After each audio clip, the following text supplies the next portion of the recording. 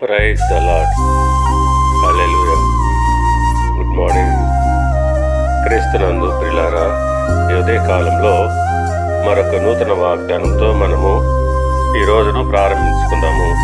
ఈనాటి దేవుని వాగ్దానము కీర్తన గ్రంథము 127వ కీర్తన 1వ వచనము. యెహోవా ఇల్లు కట్టించని యెడల దాని కట్టువారి ప్రయాసము వ్యర్థమే. ప్రియులారా, ఈ వాక్యము మనకు ఒక ముఖ్యమైన సత్యాన్ని నేర్పుతుంది. దేవుని సహాయము, ఆశీర్వాదము లేకుండా మన శ్రమ మాత్రమే సరిపోదు. ఇల్లు కట్టుట అంటే కుటుంబం, జీవితం, భవిష్యత్తును నిర్మించుట.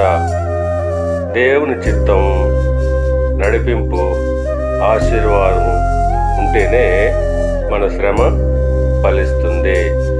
లేకపోతే ఎంత కష్టపడినా అది వ్యర్థమైపోతుంది. కనుక మనము ముందుగా దేవుని చిత్తాన్ని తెలుసుకోవాలి, ఆయన నడిపింపును కోరుకోవాలి. అప్పుడే మన ప్రయత్నాలు ఫలిస్తాయి. దేవుడు మిమ్మల్ని దీవించి ఆశీర్వదించి వర్ధిల్ల చేయనుగాక.